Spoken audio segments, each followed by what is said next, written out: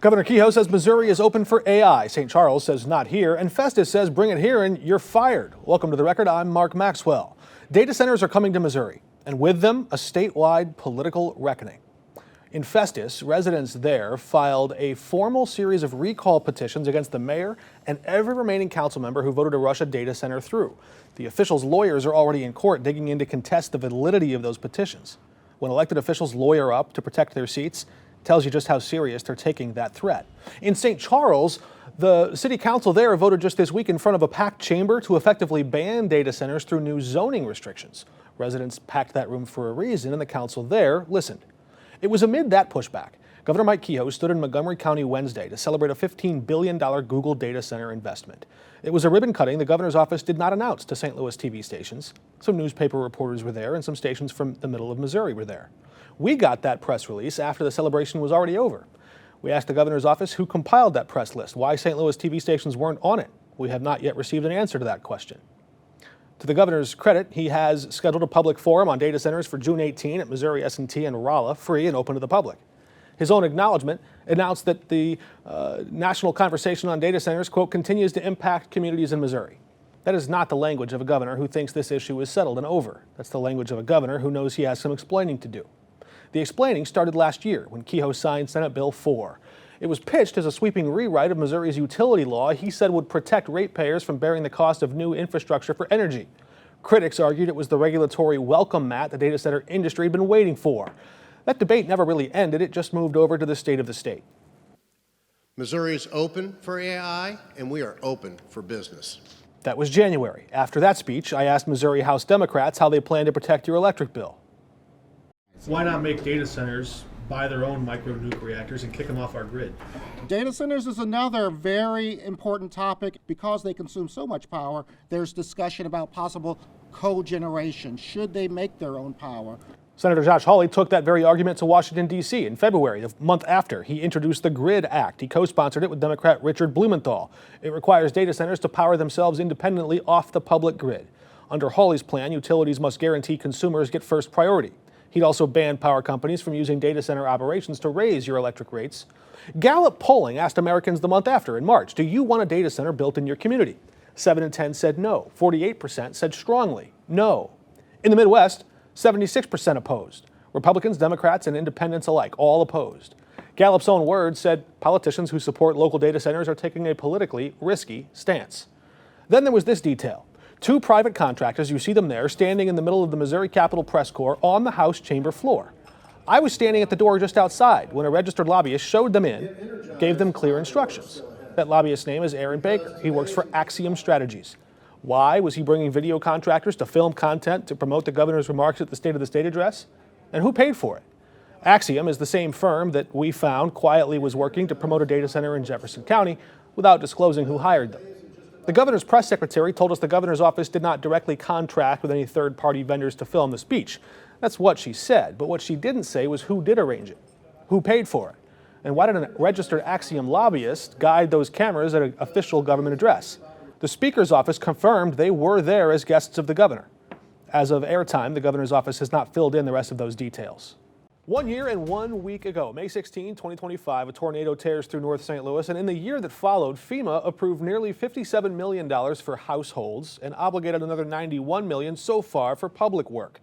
Missouri kicked in $100 million in state funds, and yet, as of January, the mayor of St. Louis said none of that state money had been spent in the tornado zone yet. Now we're looking for a public accounting. How much has been spent, how much remains, and how much more does the full recovery require? Julian Nix is the city's chief recovery and neighborhood transformation officer. He's the man responsible for that answer. He joins us now on The Record. Julian, good to have you with us. Good to be here, Mark. Let's walk through some of the numbers because math can sometimes clarify things when things are unclear. Numbers don't lie. Where are we right now? How much of the state's $100 million that they promised actually reached the ground, and what did it pay for? Yeah, so right now we have about $100 million that was the initial amount in SB1, but we also have the additional $86 million that was appropriated this year, bringing the total to about $186 million. The city's responsible for about 10 million of those dollars, so that was allocated to us to do demolition of FEMA-eligible properties. That dollars has started to hit the ground, so that is Tearing down destroyed down, properties. Are those city-owned properties only, or also private-owned? So no, these are all privately owned property by private individuals, and specifically those that aren't FEMA eligible. What about the 176 million that remains? So the 176 million range, that's really up to the state on how that's done. Some of that's being used to fund some of the FEMA demolitions that we announced started last week. Have you asked for them to unlock more of it? So we continue to have conversations around, as we spend down that 10 million, how do we unlock more of that for both demolition and hopefully for repair? Let's talk about HUD disaster recovery money. This is the stuff that builds your city back up, not just that sweeps the trash off, but actually builds things back up. After Sandy, New York and New Jersey got it. After Harvey, Houston got it. After Katrina, New Orleans got it. After Joplin, Missouri got it. And after the floods of 2022, St. Louis got it. The last time Congress spent this money, though, was in December 2024. It covered all preceding disasters. So the stuff that happened 5 months later, in May 2025, we didn't get any money for it. Right now, that money doesn't exist for you without Congress taking action. So what has the city done to get that money? Yeah, so we continue to have conversations with our federal delegation. So Eric Schmidt, Josh Hawley, Have you as personally well asked as Wesley them? Bell. So we continue to have conversations, especially directly with Senator Schmidt's office. He's been the continued lead of our federal delegation. In those conversations, that we have regular conversations. When did those conversations about this pot of money begin? So we started those conversations right after the disaster, but they started in earnest last February. Last February. This So in past the last few months, what took so long?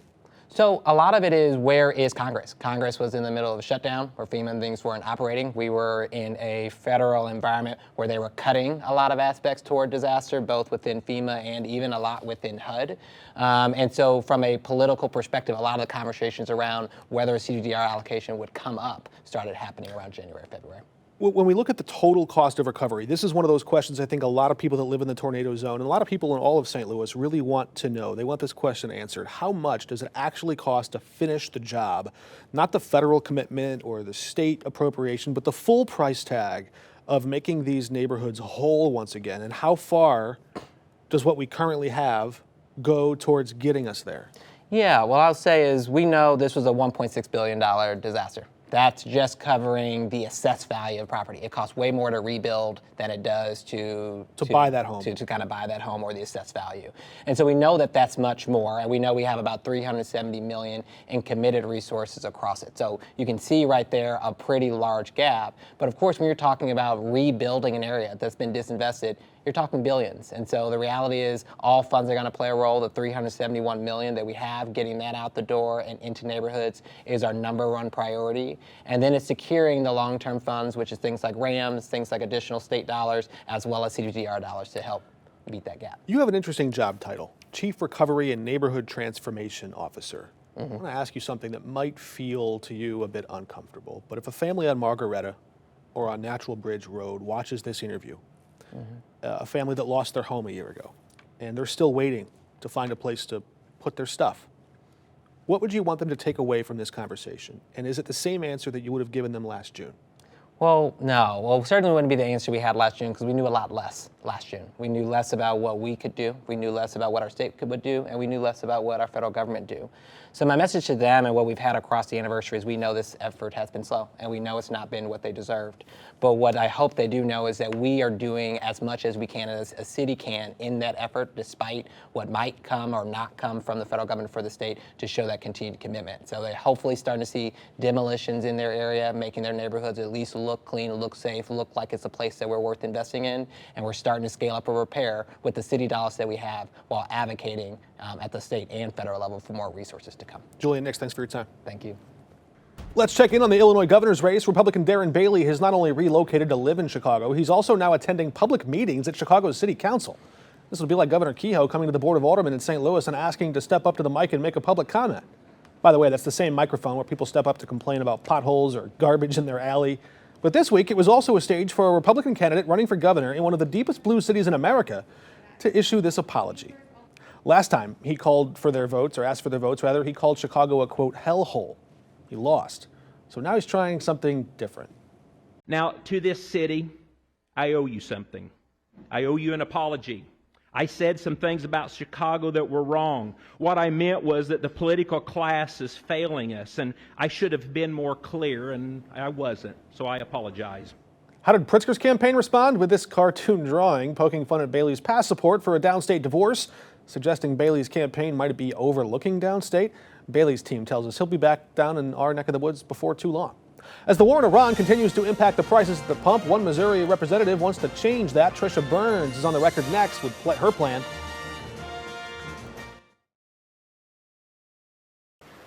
Tensions continue to rise in the Middle East. The American military said Wednesday it boarded an Iranian-flagged oil tanker in the Gulf of Oman. That ship was suspected of trying to violate the American blockade on Iran.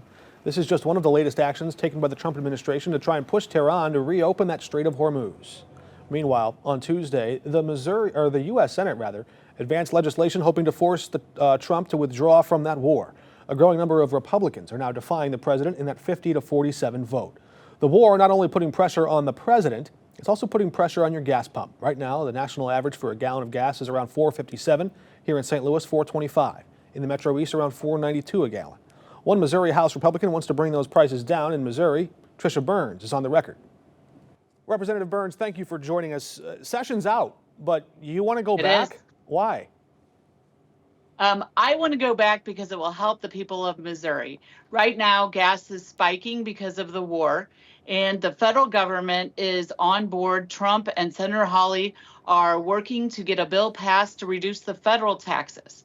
If we can go back to session and reduce our 29.5 cents per gallon, that would be almost 50 cents a gallon savings for Missouri drivers. The session would cost the state's road fund an estimated $713 million. Governor Kehoe has not said yes. What makes you confident that he'll call you back to Jefferson City? Well, I'm certainly not confident, but I do believe he'll listen to the people. And we have state representatives joining in on this. We have the Freedom Principle joining in on this. A lot of people recognize that when the gas prices spike like this and we have the tools, it makes great sense to do so that we can put money back in the pockets of our Missourians. Are you asking Missouri families to be grateful for a 29-cent reprieve from the very problem the Trump administration created? Well, what I think you're trying to do is create a political conversation on whether we should be at war or not. And the question for me is, yes, if our administration believed that we were in a position of being unsafe as Americans, then I would much rather fight that war in Iran than fight that war in America. What credible evidence do you have that America was under attack or in imminent danger?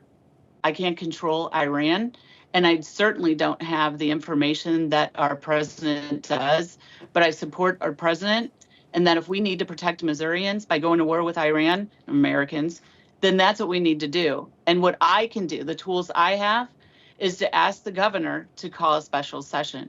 So I can't even drop the tax. All I can do is gather a coalition that asks our governor to bring us back during special session. Your press release notes you're a candidate for Missouri State Senate District 10. Is there any version of this where the timing of this proposal, a high-profile populist push right before a primary, is about your Senate campaign as much as it is about gas prices? Well, you've seen me on the news for years now, about 4 years, and I'm always going to side with the people. And I will use any platform I can and build any coalition I can in order to protect Missourians, especially when it comes at a point of great financial burden. Interesting stuff. Representative Trisha Burns running for this seat in the state Senate. Thanks for joining us. Thank you. Bye-bye. Could the council wars cost inmates their medical care in the county? We're back next. I don't have the best relationship with the county council, but at some point, you gotta let politics die. This is about patient lives. It is about life or death situation, and you have to know when to separate your personal, professional feelings about me and about the work that I do, and take care of the people who elected you, and take care of the people that's under my care here at the jail. Council wars claiming new hostages. Could inmates held in the St. Louis County Jail lose access to medical care? St. Louis County Health Director Dr. Kanika Cunningham says the council's budget battle with County Executive Sam Page deprived her department of $2.8 million. That's money she says she would normally spend on contractors who treat and care for detainees. Councilman Dennis Hancock has downplayed her warnings, saying that she can make budget moves within the department. He's running for county executive and joins us now on the record. Good to have you with us. Well, thanks for having me, Mark. Seems like a dire situation here. If an inmate were to die in the care of the county government, due to lack of medical care. Are you comfortable bearing that responsibility? Well, actually, I don't think the council bears that responsibility. I think with the budget that we've given to the health department includes money to provide health services for jail inmates, and there should be enough money there to do that based on what was spent last year. I want to ask about the ongoing back and forth, the battle, not just the budget battle, but it seems like a personal feud between the county council and the county executive. He's already stepping away. He's announced he's not seeking re-election. His days are numbered. Why is the council still so hell-bent on pushing to expel him sooner? What's the urgency? Should this be the priority right now? Well, I think first of all, what we found in the course of our investigation on the latest issue is that he was violating the charter. And so the question becomes, in my mind, do we just let it slide? Or do we hold him accountable for something that the voters very clearly said they wanted a full-time county executive? What's interesting is that Sam Page openly acknowledges that he has spent time and volunteered at the hospital as an anesthesiologist. He hasn't denied that, and the ethics investigation hasn't necessarily disproven his claim. Well, but when you, excuse me, but when you look at the days and times that he worked, those were all almost all of them were on Mondays. That's not What did the county lose? What did the county lose? The county lost the services of the county executive for the times that he's in an operating room. One person put it this way: if he's putting you under, do you really want him taking a phone call while he's doing that, or do you want him paying close attention to what's going on with you as a patient? Have there been actual incidents where the county executive needed to be reached and something bad happened because he was unavailable? Last year, when the tornado hit St. Louis City, it also hit parts of St. Louis County. He was out of the country and hadn't told anybody that he was out of the country.